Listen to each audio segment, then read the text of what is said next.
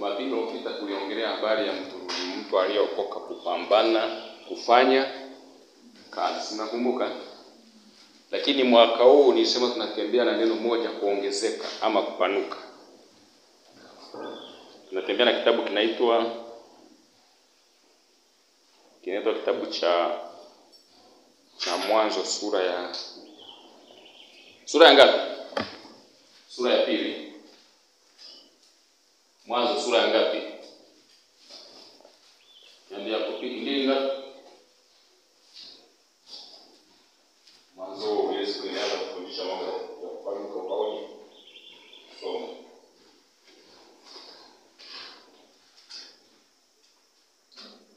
Mwanzo ngapi?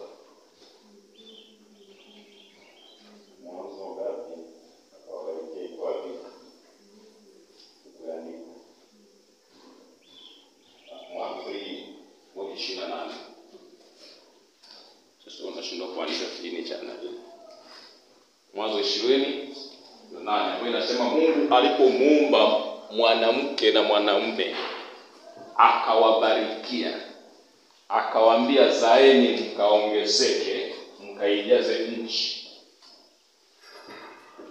na kuitisha na kuitawala, si ndio? Wakaongezeke. Bwana Yesu asifiwe. Wakaongezeke. Lakini tunatembea pia na Isaya, aliandika Isaya 52:4 ambayo inasema panua mahali pa hema pako. Bwana Yesu asifiwe. Hiyo ilizungumza nikasema unahitaji sasa kwenda kupanua sehemu ambako wewe unafanya kazi. Unatakiwa kwenda kupanua sehemu ambako unafanya kazi. Wewe ni mfanyabiashara, ongeza bidii ya kufanya kazi. Panua kibanda cha biashara yako. Wewe ni mkulima, usiishie kulima eka moja. Lima eka mbili. Wewe ni mwanafunzi unasoma nusu saa, ongeza wewe saa nzima. Mimi nasoma sana. Na wewe mimi nasoma sana. Juzi niliandika hivi. Maarifa yanapatikana katika kusoma. Lakini watu wengi ukiwaambia kusoma wanakimbilia shule. Wanaandaa ada kubwa, wanasoma, alafu mwisho wa siku wanarudi na elimu zao, wanakuja kushutuka ni maskini na wamejifunga kwenye utumwa. Umeshaelewa? Elimu ndiko tunakopata maarifa. Lakini asilimia kubwa unajikuta yale maarifa ambayo tungeyapata yatusaidie ndio inakuwa kinyume chake, tunaenda kudilimia. Sasa ninapokuambia maarifa yanapatikana katika kusoma, mimi nasoma lakini siko shule. Sina maana kama nasoma elimu ya darasani ya kunitunuku cheti. Lakini mimi nasoma. Na kila siku nahakisha nasoma. Umeshanielewa? Mimi nataka niwe mtu mkubwa sana. Nimiliki hela ya kwangu ya kutosha. Kwa kama nataka nimiliki hela yangu ya kutosha, lazima nisome hela. Sasa najifunza hela. Sio niwaambia, sasa najifunza hela. Sawa? Najifunza ili nijue nidhamu ya pesa. Wewe unataka uwe mkulima mkubwa sana, lazima ujifunze kilimo. Ikiwezekana ubadilishe utumie mpaka kilimo cha kisasa. Ikiwezekana ubadilishe usiwe na msimu katika kulima. Maana muda wote ni kiangazi, ni jua kali, wewe unalima tu. Wewe ni mfugaji wa kuku, lazima usome kuku wanataka nini. Bwana Yesu asifiwe. Amen. Nimefuga kuku pale kwangu, kumbe kuku nao wanawivu. Unakuta kuku anawadonoa vifaranga wa kuku mwenzake. Na anaua kabisa. Bwana Yesu asifiwe. Kwa hiyo lazima nisome. Sinafuga kuku, lazima nisome, nielewe. Huyu kuku natakiwa nimkalishe peke yake, asikae na watoto wa kuku mwenzake, atawaua wote. Hiyo ni elimu. Kwa hiyo nalipa ada. Bakanienda darasani nisomeshwa, wakati nilimuona kabisa kuku walipokuja vifaranga wa mwenzake akadonoa. Kwa pale mimi nikajifunza wanatakiwa wakae kuku wasisogelee vifaranga vya mwenzake. Bwana Yesu asifiwe. Wewe ni mfanyabiashara, lazima usome. Sijui kama unanielewa. Bwana Yesu asifiwe. Haleluya. Panua mahali pa hema. Hebu usome tu. Anasema mstari wa 2, ndio? Panua mahali pa hema yako na wayatandaze mapazia ya maskani yako. Usiwakataze, ongeza urefu wa kamba zako. Vikaze vigingi vya hema yako. Kwa maana utaenea upande. Ngoja nikiachia. Jumapili iliyopita nilisema hivi, kama ni mpendwa mwenzako hafanyi kazi, usimkaribishe kula. Nakumbuka? Usimkaribishe. Hata hela ya kula usimpe. Hata kununua kalamu usifanyeje? Usimpe. Kama ni mwenzako hataki kusoma darasani, usimuoneshe majibu. Bora akafeli ili aanze kutafuta maisha mengine ambayo yatamsaidia yeye kuliko akafaulu kwa kudanganya. Bwana Yesu asifiwe. Jumapili nilifundisha kitu kizito sana cha ukatili. Na nilienda ukiposti status. Niliwaambia hivi, kama hafanyi kazi usimkaribishe kula. Alafu yeye akuone wewe ni mtu mbaya, sio wa kiroho, lakini yeye ndiye sio wa kiroho. Mmenielewa? Atasema jamaa mhubiri kweli mkubwa sana na hubiri. Anaomba sana, abudu, anafanyaje, lakini ananyima chakula. Huyu ni mtu mbaya. Yeye ndo mbaya. Maana anataka wao kufanya wewe maskini sasa. Ni mnyonyaji. Hapa kazi tu. Sio mimi na neno la Mungu ndilo ninavyosema. Umeelewa? Asiyefanya kazi na asile. Tena nikaenda mbali zaidi nikasema hivi, tumia hata ile roho wanaita roho ya ukatili. Anakuja kwako unapika kabisa, ile unapakua, haumpi maji ya kunawa, au mkaibishi mezani. Anataka kula chakula hicho, mnamshika mkono, rafiki yangu wewe ufanye kazi, kwa nini wewe?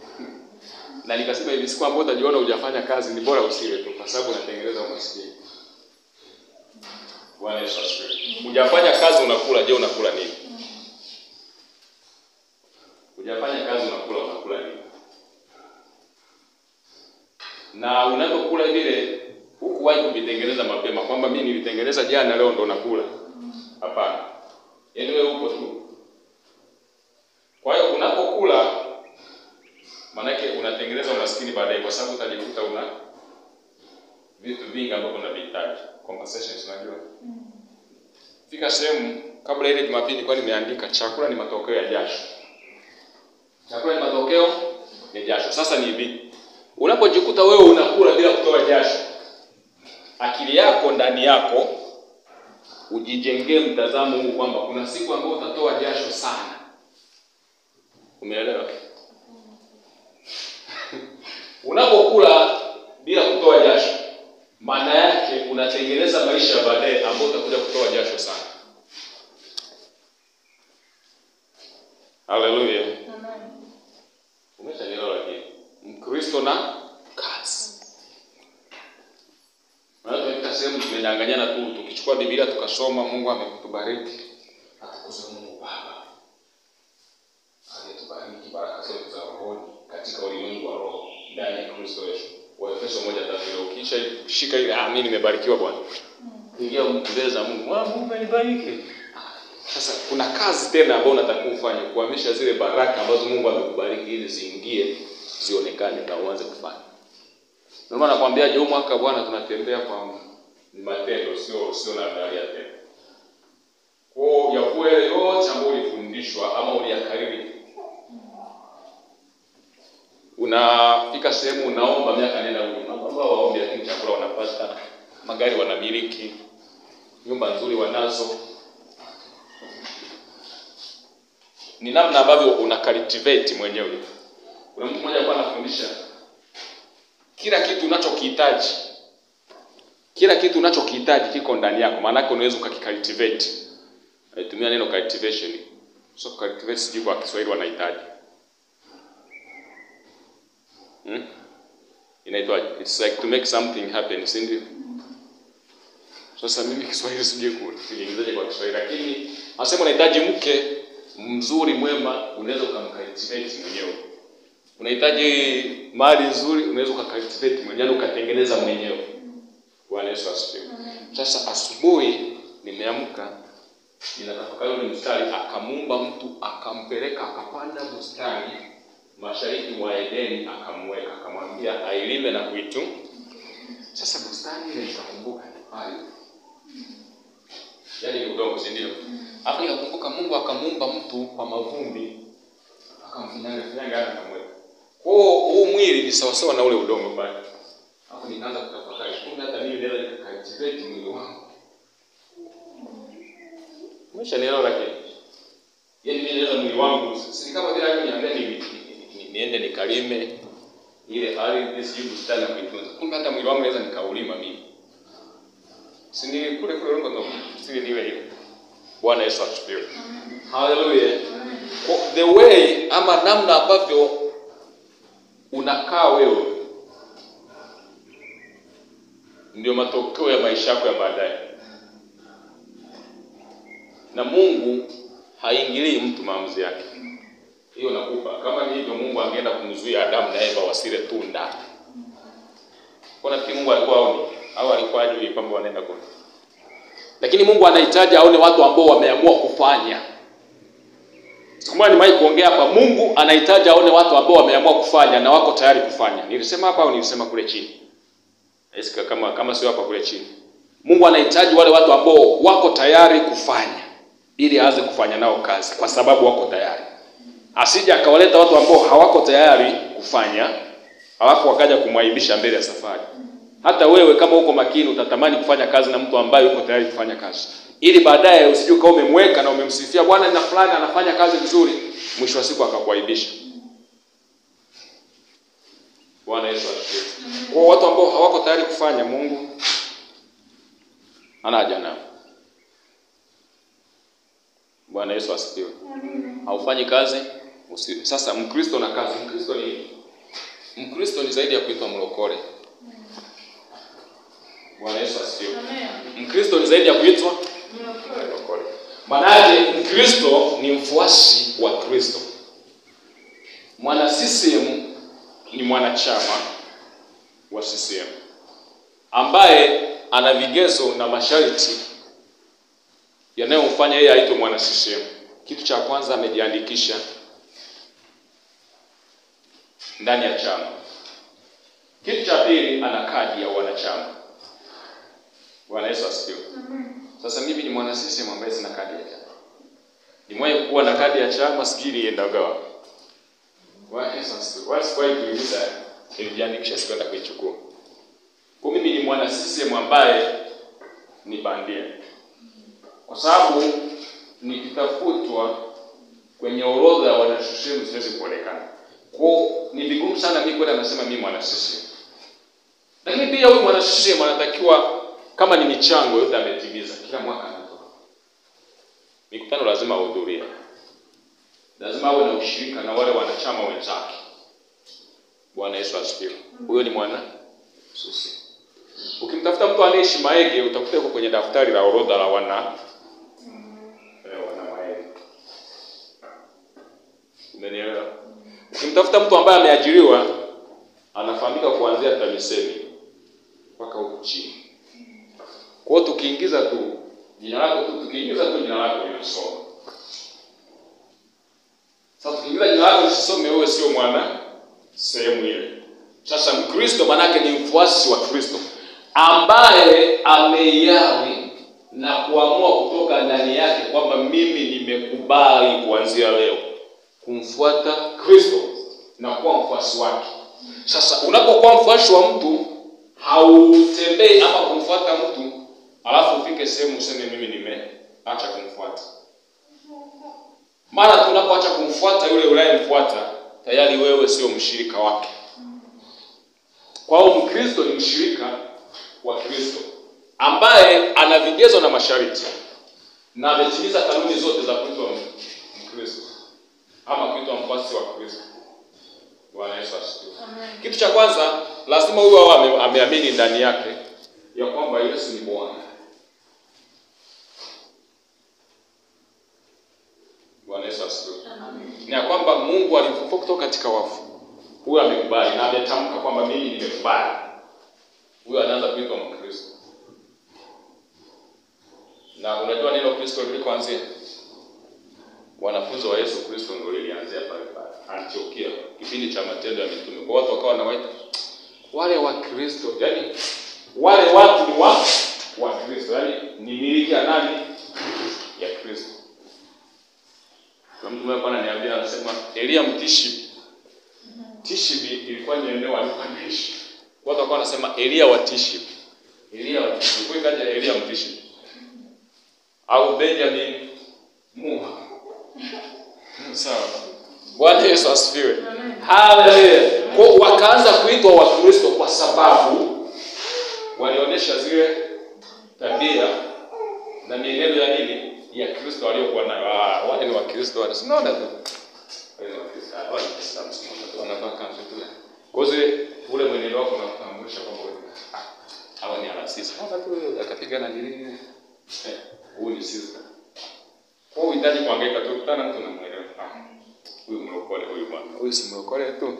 Huyu mlokole. Nasikia neno walokole lilianzia Uganda. Huyu si mlokole tu. Nasikia mnavyo. Mkianza tu kuongea na kuogesha kwa Mungu. Kwanza wapendwa ni wabishi. Nilikuwa naongea na mchungaji baba yako naambia wapendwa kitu cha kwanza ni wabishi. Wapendwa ni wabishi. Huwezi kumgusa.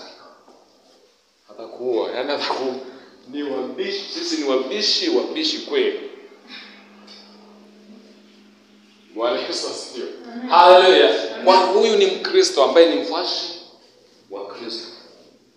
Sasa asilimia kubwa watu wakishakuwa wafuasi wa Kristo wanafikiria Kristo awaletee chakula na aweke ndani yao waanze kula mbali kwao.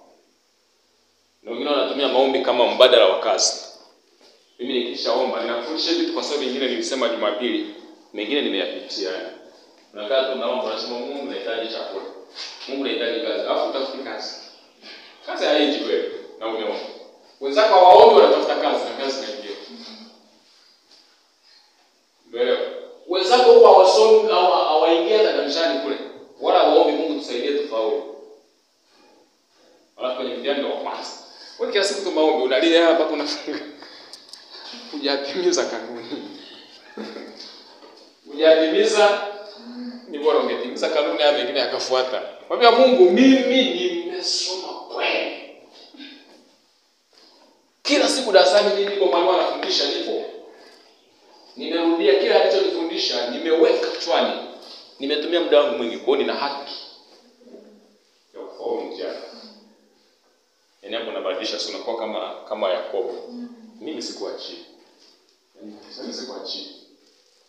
Maana tayari nayo. Unaweza kumwambia Mungu sikuachia. Mpaka unaona kwamba una haki ya kumwambia Mungu sikuachia. Bwana Yesu asifiwe. Unaenda shambani kwako unahakikisha umelima kweli. Na unamwambia Mungu naomba. Sasa naomba mvua mvua inyeshe wapi ndio.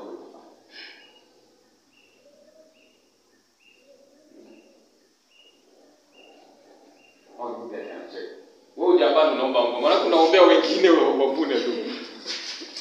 Hadi tutegemea siku moja nimekaa kwenye mtihani, nimepitia misukosuko sana wakati nasoma. Niko chuo, nimeingia kwenye mtihani tulikuwa na zile tunaita CAT, continuous assessment test. Sasa zile nakumbuka tumekuwa na masomo kweli ya kutosha. Nafanya mtihani asubuhi, mtihani jioni. Kama miwili. CAT 1 na CAT 2 jioni na asubuhi. Tukaingia mtihani ya asubuhi, jamaa mmoja wakamsimamisha aombe. Aliomba watu wanatoka mule wanadini, sasa sijui kaombaje huyu hapa. Fanya mpendo mwenzangu. Sijui kaombaje huyu, yani tumefeli. Ndio kaja mtihani mwingine. Mimi nilikuwa natumia ambassador na ni shule. Nilikuwa naheshimu sana. Sema ambassador aombe tuombe. Mimi nikaanza kuomba katika jina la Yesu. Mimi si nimeomba hapo nikabadilisha maombi. Kaja mwombe. Ninamhamisha kila ambaye anaelekea kufeli atoke kwenye kufeli aingie kwenye kufaulu. Kwanza mdao nikaomba mpaka kana nikalisha mimi kuomba. Mwalimu anasema mchungaji wewe kwanza tumeenda afanye yule. Baadaye wametoka mle watu wanafurahi wanasema yani sio naombaje yani mtihani ulikuwa ni mwepesi. Mimi nakwambia mtihani wanaosema mwepesi mimi kwangu ni mgumu. Sijawahi kuona. Kwenye maswali ya Yesu Kuna maswali ya kumention. Yote maswali nilikuta sijui hata moja la kumention. Maswali ya kujieleza nilikuta sijui chochote. Hayo maswali yote nilikuja kufanya supplement. Wenzangu wamefaulu toka wale wanashangaa, nimefaulu. Mimi niko nalia moyoni, mimi lakini wamefaulu mimi nimeomba. Umeshanielewa? Jamaa waombi, wao wanapiga tu kazi, wanapiga msuri ya waombi. Halafu siku ya mwisho wakija wao wanaotoa kwa kila ambacho wameshasoma wanaanza kukumbuka. Wewe unaomba usomi, mwisho unakuja kuomba ukumbuke kitu ambacho hujakifanyia kazi. Mungu anakuona sema jamaa kichawi. Wale sasa sitasahau ule mtihani. Ile somo ilikuwa ni somo moja linaloitwa management na nyingine ilikuwa inaitwa entrepreneurship. Mpaka ile matokeo yanatoka ni 19% sijui. Sijui ilikuwa na ngapi. Mwalimu mmoja anakuja ananiambia kwa academy. Anasema siku hizo ulianza uchungaji umeanza kusoma niliumia. Na kweli nilikuwa sisomi. Nilikuwa sisomi. Niliumia sana. Nikasema sasa subiri hii supplement ile. Nilikuwa sisomi kwa sababu muda wote mimi nimelala. Niliumwa sana chuo. Niliumwa sana. Kwa nikajifunza huwezi kuomba ufanikiwe kwa kitu ambacho hujafanya. Ni bora ufanye kwanza. Bwana Yesu asifiwe. Mkristo na twende mwanzo uone. Fanya kazi. Usiende hapo unaanza kuwadanganya wenzako tu mnakaa mnakesha maombi. Mwende kwenye mtihani. Utaaibika. Bora washauri piga kazi tu. Alafu ikifika siku ya mtihani sema Baba ninakushukuru kwa sababu tulisoma kwa njia ya mwanao Yesu Kristo na Roho Mtakatifu kila ambacho tumekisoma kirudi siku tukiingia kwenye mtihani tuweze kujibu sawa na tulivyojifunza na kusoma. Unahitaji kuomba sana. Ukishafanya unahitaji kuomba sana. Unahitaji kukumbusha. Umeelewa? Na ukishafanya hivyo maana ukishafanya unahitaji kuomba sana. Unahitaji kuamua. Bwana Yesu asifiwe. Kuna siku niliandika sometimes I don't need to I need to command things to happen. Not to waste much time in prayers. Kwa muda mwingine mimi nahitaji tu kuamuru vitu vitokee. Kuliko kutumia nguvu nyingi na kupoteza muda kwenye maombi. Umeshaelewa? Sasa utumie command kuamuru, yani uamuru kama hujafanyia. Lazima uwe na uhakika kwanza. Uweze kucommand pepo kutoka kama una elimu ya kutoa pepo. Unanielewa? Bwana Yesu asifiwe. 2:7 Mwanzo. Ninakufundisha vitu utoke hapo ufanye. Usiende kulala ukasubiria mtihani uje bende. Maisha yatakuwa magumu.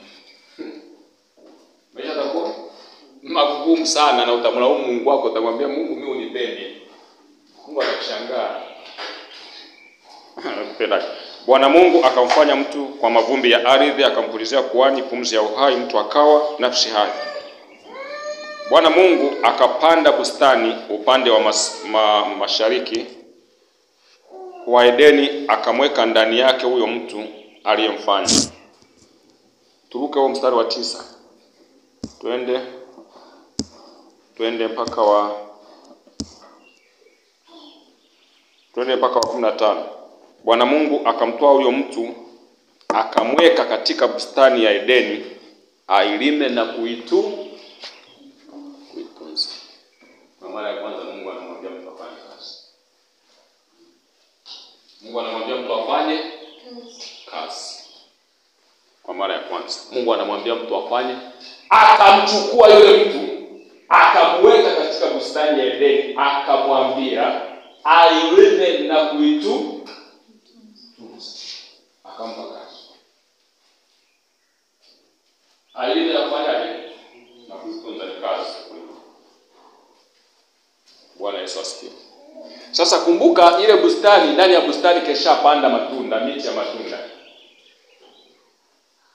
Hapo kati ile miti mitatu ambayo alikuwa ameweka, kati ya miti mitatu mmoja ndio alipewa mwanadamu huyo mtu kiwe chakula kwake. Sasa kumbe ilitakiwa ailime ile bustani. Hakikishe kama ni magugu yaondoke, uchafu atengeneze vizuri na aitunze ile bustani. Kwa kinyume chake asipoitunza ile bustani, maana atakosa chakula kwa sababu hajalima. Hajaitunza, hajapalilia, ile tunaita kukuruni. Bwana Yesu asifiwe. Kwa wakati wa kulima ama wakati wa kupanda wa kutunza, manake lazima huyu mtu atumie akili ya ziada.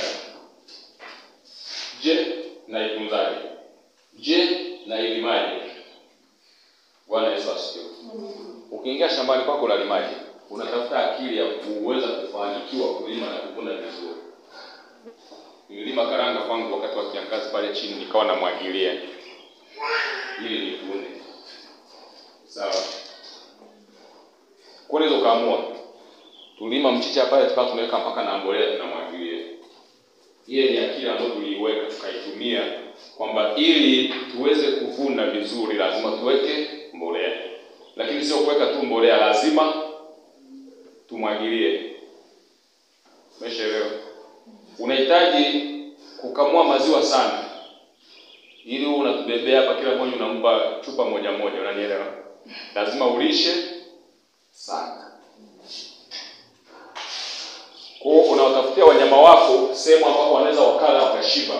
Kesho yake utakamua maziwa mengi. Alafu na kisha ndama unawafungia sehemu, wasije wakakutoroka wakaenda kunyonya wewe. Kwa pale kuna ng'ombe wamekamatwa, wamejengewa pale. Sasa nilikuwa namwambia Maua, ile ndio sinaishi ndani. Hawa nao wale sana ile tu wakamua maziwa. Akaniambia kwani wanajua wapi hao? Nikamwambia au nimwambie waniambie nini wakamulia. Waambie ndio tukapata maziwa. Nikamwambia ndama ameshakunywa. Lakini pia ng'ombe wenyewe Yesu unajua unaweza kashangaa kwa Mungu na ingana kupiga pembe hapo shambujui. Tena mwenye ng'ombe naye keshatengeneza dawa kule. Kwa hiyo lazima uwe na mbinu za kufanya. Bwana Yesu asifiwe. Huyu mtu Mungu akamuumba, akamtengenezea na bustani akamweka. Kazi aifanye ni kuilima na kuitunza bustani. Manake unapoambiwa utunze, manake kunaweza ukatokea uharibifu usipotunza. Uharibifu pekee wa kwanza unaojitokeza ni shetani kuja kutembea kwenye bustani. Kuja kutembea. Unajua kwa mlinzi wewe unatakiwa hakikisha ndai kuja kuingia. Jana nimefika sehemu nakuta mlinzi tu kwenye gate na ingia na msalimia. Naomba Bwana mimi naomba nikutane na uongozi wa mahali hapa. Ananiambia bwana unakuja siku sio ya kazi. Ndio siku za kazi Jumatatu, Jumanne, Jumangapi na sio Jumamosi na Jumapili. Bwana Yesu asifiwe. Unamkuta mlinzi huko mlangoni, yuko makini mlangoni. Kwa uwezo ukafika unapita pita tu na hata umsalimii, atakurudisha wewe. Hebu ndio unaenda. Bwana Yesu asifiwe. Ailime na kuitunza. Bwana Yesu asifiwe. Wewe unapokula kuza kitu chako, kwa mfano mimi niko nakuza pesa yangu hivi hapa, na kisha kani nikiona tu nakuja kusafisha. Pangusa uchafu. Leo ulifuta ubao mpaka kumbika na ukaruka huko umeona nasafisha kabisa. Na tunza. Maana yake na cultivate na tunza. Bwana Yesu asifiwe. Haleluya. Hiyo ndio kazi ambayo Mungu alimpa haifanye. Umesoma hiyo? Bwana Mungu akamwagiza mtu akisema matunda ya kila mtu huko tusiende. Lakini nataka nikuoneshe Mungu alimpa mtu afanye kazi. Bwana Yesu asifiwe. Sasa leo unapobadilisha maombi yawe mbadala wa kazi, maana yake ni sawa sawa na unapingana na kusudi la nani? La Mungu. Maombi yako ingekuwa ni heri ukasema Mungu ninaomba unipe nguvu za kila siku za kujisomea, za kufanya kazi, za kutia bidii katika kile ninachokifanya. Hapo na malizo na mshukuru. Ukishafanya unamwambia Mungu nimefanya sehemu yangu. Mungu anaona huyu nikitembea naye hawezi kuja kuniaibisha baadaye. Umeelewa? Huyu nikitembea naye hawezi kuniaibisha baadaye njiani. Mmeshapatana, mtu mnatoka Maege mnaenda Bungu. Mmepatana kabisa. Mmepatana mnatembea. Mnafika pale Kimbendu, yeye anaisha safari tajisikia. Kwamba mimi bwana mimi nakuja. Siwezi kaendelea huko rafiki yangu bwana wewe nenda. Utajisikiaje? Bye.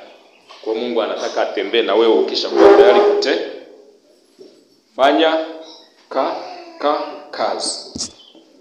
Umenielewa lakini? Haleluya. Haleluya. Ilime bustani na uitu. Usikae ndani ukalala.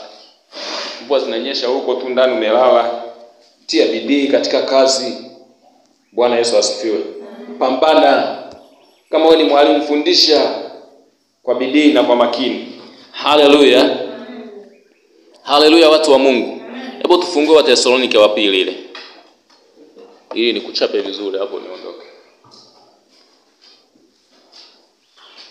Ndio tunaita mkatibu, sio mkatibu. Paulo ndo mkatibu wa kwanza. Maana anasema ndugu asienda kwa utaratibu anatakiwa asile, yani kama afanyi kazi asile yani. Na watu wasiofanya kazi wana visingizio vikubwa sana. Wana visingizio.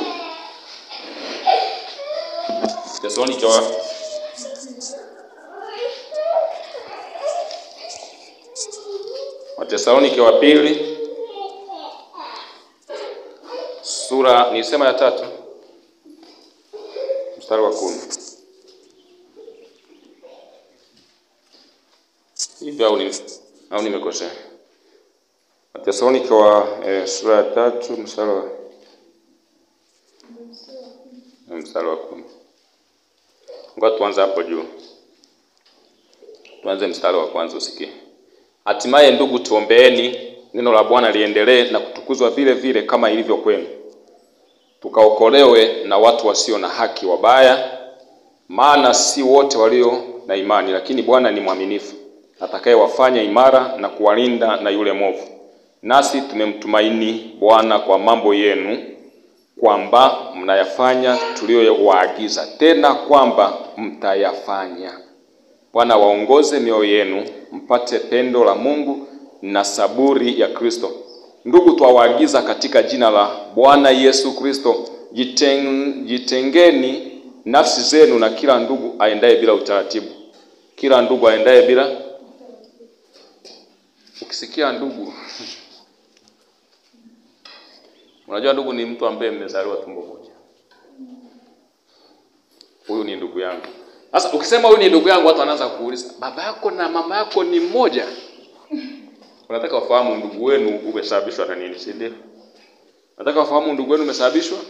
Je, ni ndugu yako kwa sababu ni mtoto wa shangazi yako, mjomba yako, mama yako mzazi, ama mmeshare tu baba ila mama tofauti?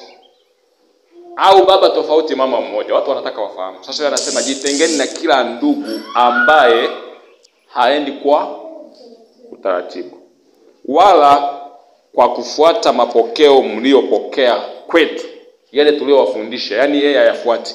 Tumefundisha lakini yeye hafuati kile ambacho tumefundisha kutoka kwetu.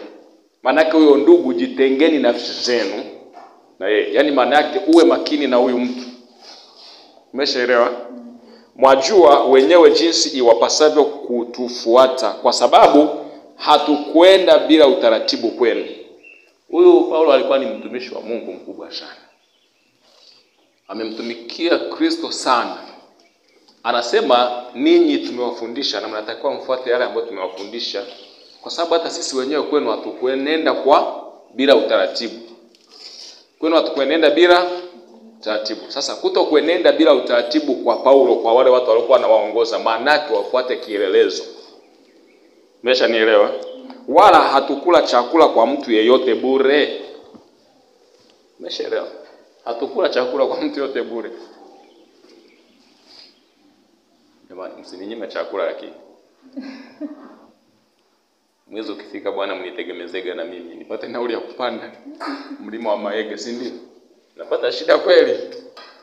Kuna siku nafika hapa najikuta hata nauli yenyewe haitoshi kunirudisha. Bwana Yesu asifiwe. Hallelujah.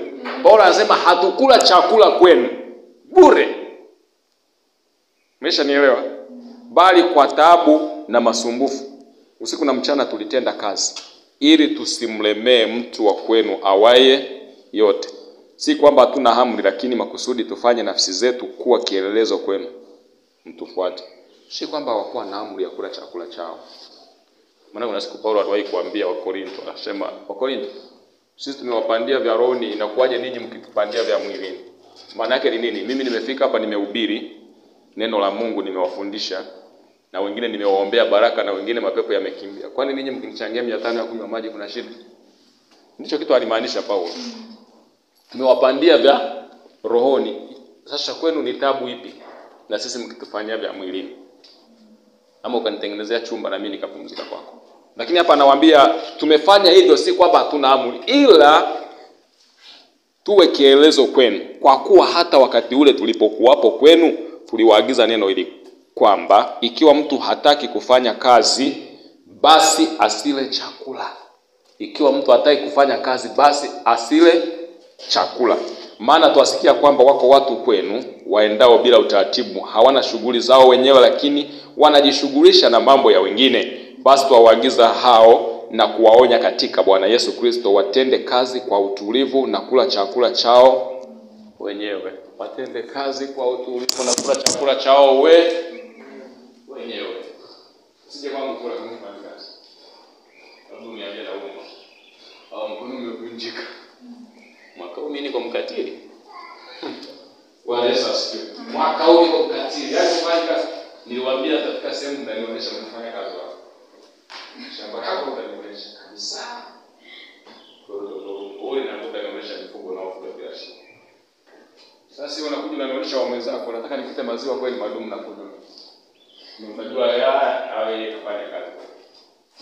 Na wewe usinipeleke kwenye shamba la mtu mwingine ukanionyesha shamba hili la kwangu kitu hapo. Nikute chakula kwako. Mbona unataka kwenye shamba la mtu mwingine? Chakula kwako haya kipo na kupeleka pale. Bwana Yesu asifiwe. Na nini mtanionyesha? Mimi Bwana nimepambana kisha mwaka huu nina division 4, na division 3, nina 2, nina 1. Mtanionyesha. Kwanza tulianza mapema kwanza kupambana sisi. Niambie mimi nikisoma mwanangu kimsha darasani sielewi. Kwanza kupambana na jukwaa la kuto. Mwishoni sipiki unanionyesha division 0. Kwa tunaonyesha division 0 tayari na kwa huyu mtu sio mpambanaji. Bwana Yesu asifiwe. Haleluya. Tufanye kazi. Mkristo na kazi. Na mtu mmoja alifurahisha alisema kama kuna watu ambao walitakiwa wafungiwe waondoke duniani ndani Tanzania. Tena wangechukuliwa hatua vizuri ni walokole. Wakishakuwa walokole watu wataki kufanya kazi. Wakishakuwa walokole watu wataki kufanya kazi. Fanya kazi bwana. Bwana Yesu asifiwe. Fanya kazi. Bado naenda kusisitiza fanya kazi. Hatutoenenda na malengo tulionayo ama na neno letu tulilonalo mwaka huu bila kufanya kazi.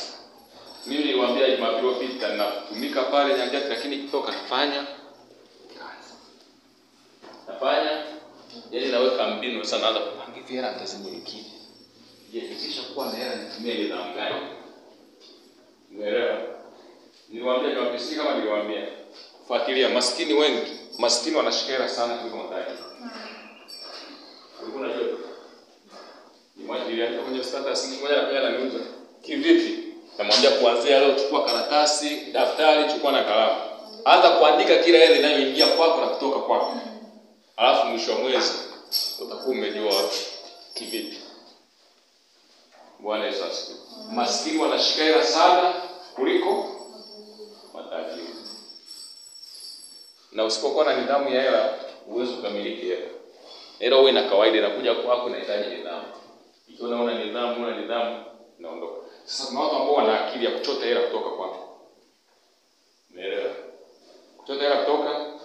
Sasa kwanza leo anza kuandika. Mimi hata 100.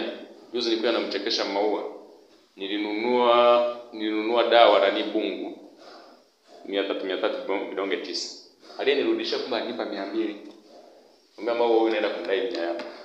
Alicheka. 2020 niliwahi kununua chai kwa mtu akakosa 100. Nilivyorudi nikamwambia nina 100 au mbona nipa chai nyingine. Hela. Ukienda benki hata shilingi 1 hawakupi. Sasa poteza 100 mara 10. Ile ni 1000. Mimi kawaida yangu huwa sinunui vifurushi kwa mawakala. Kile kifurushi ninachokihitaji nataka niweke kwenye simu yangu. Nikinunua kupitia kwenye Halopesa ama ya Telemani huwa nabakiza kama 75 kulingana na hela ambayo nimetumia kununua. Kwa hiyo najikuta nimenunua mara 4, 75 mara 4 mara 10 ina 750. Umeelewa? Sasa zile 750 zinaweza zikanisaidia nikitaka kumtumia mtu hela. Sasa mtu anaona ninunulie kitu cha 500 kapoteza 25 hapo. Mara 10 ana 250 ambaye angetumia kumtumia mtu. Ninawafundisha vitu za kuingiza hela. Unakwenda ninunulie umeme. Shauri yako. Bwana Yesu asifiwe. Kwa hiyo unataka uandike kila unachokifanya. Leo imepotea 100 imetoka mfukoni andika. Kwa hiyo mwisho wa mwezi unahesabu kumbe hela yangu natumia hii hapa, alafu naingiza hii. Sasa tuanze. Kipi napunguza? Atakuwa sinunui vocha. Vocha nilikuwa nanunua mara 4 nitanunua mara 1. Nilikuwa nagawa hela tu bure naona na yeye imeniingiza kwenye hasara. Kwa mwezi nitakuwa natoa hela kwa mtu huyu. Kwa hata kae ni wao ndio nitampa. Nilikuwa nakula sisi nafanyaje naingia gharama ambazo sijawekea budget. Nikutana na nguo njiani tu nimeipenda na nunua naona na yenyewe unafunga. Kwa mpaka ubalance kile unachoingiza kizidi unachotumia na ubakize balance. Ninamiliki simu. Hiyo simu tunaita ni liability, hana ipunguzi chochote. Kuna mchekesha mama mimi na vitu vinaniondolea tu hela kila siku. Isiri inakula hela tu. Mali imeharibika charger naenda kununua. Mali imefanya na huku nako vocha. Natakuwa ikae. Sasa hivi ni vitu ambavyo haviingizi hela ila vinakula. Sasa inasemekana maskini wengi wananunua vitu vinavyokula hela, vinavyochukua hela mfukoni mwao sana kuliko vitu vinavyoingiza hela mfukoni mwao. Kwa sababu namwambia maua kujenga hata hakuna maana. Kujenga nyumba inakuingizia nini? Nitamwambia wewe ujui tu. Umeelewa? Lazima uangalie. Wewe mtu wa Mungu unatakiwa umiliki uchumi.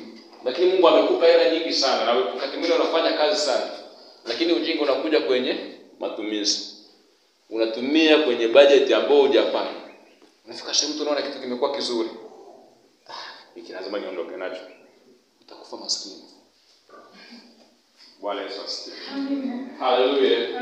Haleluya. Haleluya watu wa Mungu. Bwana Yesu asifiwe. Lazima tufanye kazi. Lakini pia hata kama tukifanya kazi lazima tujifunze mbinu za kuweza kumiliki vile ambavyo tunavipata. Kuna mtu mmoja anasema hela yoyote, dola yoyote ambayo inaingia kwenye business yako usiruhusu kutoka. Usiruhusu. Maana yake ni nini? Kula kila kitu lakini mtaji usigushe. Ndio msingi wako. Bwana Yesu asifiwe. Tufanye kazi. Japo huko nimeingia kwingine zaidi lakini mimi lengo langu tufanye kazi. Soma kwa bidii, fundisha kwa bidii. Unajua mimi kutibu nasema sio kazi.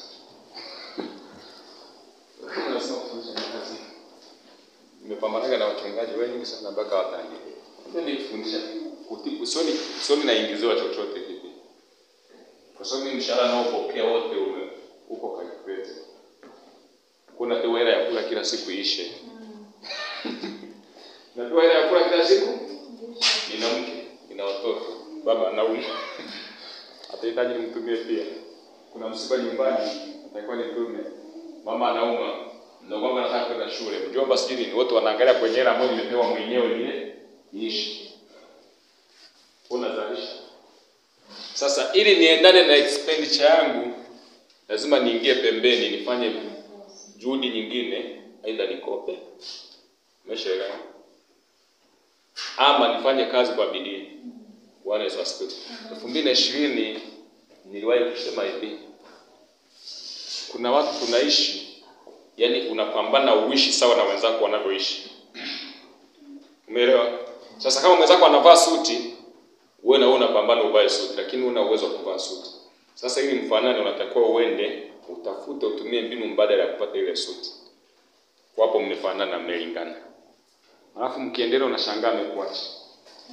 Urudi tena utafute mbinu mbadala ili ufanane na yeye. Kwa kuna vitu vingine utakiwa kufanya kwa sababu mwenzako kafanya. Kavaa suti na uvae. Kanunua gari, pikipiki na ununue. Mwaka jana wanasema mwaka ukianza na mimi nijitahidi ninunue pikipiki, nimeainisha sinunue. Pikipiki inaniingizia nini? Mimi nanunua pikipiki, mimi naenda kwa mimi ni boda boda. Bwana Yesu asifiwe. Ninafundisha hivi vitu ni kama nachekesha. Lakini usiponisikiliza utaendelea kusikiliza ule utajiri wa kwenye Biblia. Wakorintho wa 2:8-9. Yesu Kristo alifanyika kuwa maskini kwa ajili yetu sisi, ingawa yeye alikuwa tajiri, ili sisi tulio maskini tuwe matajiri badala yake. Hebu tusome. Utaendelea kusoma hiyo mstari. Utaendelea kusoma hiyo mstari. Mimi sinunui pikipiki. Juzi nilikuwa namwambia pastor wangu, namwambia pikipiki inakutesa kwenda Nyamisati kule nayo. Pale Nyamisati mimi nikienda shilingi hizi. Lakini pale ukienda na kurudi lazima utumie lita 2. Lita 2 zaidi ya 5,000 kama sijakosea. Lakini mimi 2,000 yangu, yani mimi 2,000 yangu nikitoka pale nimesha ichange 1,000 mimi nagombana na makondakta kwenye gari.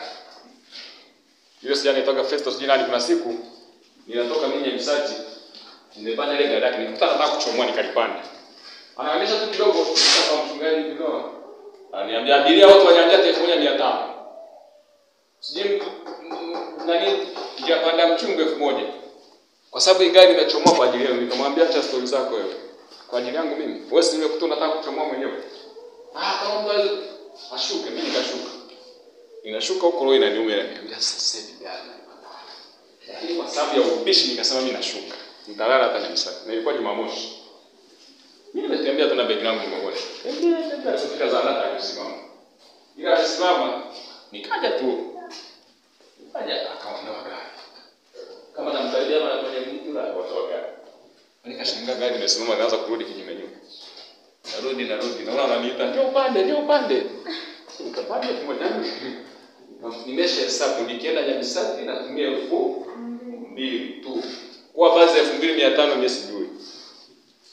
Haleluya. Naingia mle nakutana na watu wa Nyanja tu wanasema daktari vipi? Na mimi nawashangaa sana nataka kumwacha daktari wenu. Mko mnamaanisha nini? Nani anaenda kuatibu kule? Nimeshaelewa. Kwa mimi natembea na gombana kwenye 2,000 yangu kwenda Nyamisati na kurudi. Ungu 4,000 kwenda na kurudi. Ikizidi 2,500 nikipanda no. Sasa hivi sigombani nao no. Ila mwanzo nilikuwa nawaambia mimi na 2,000. Bungu kwenda Kibiti 1,000.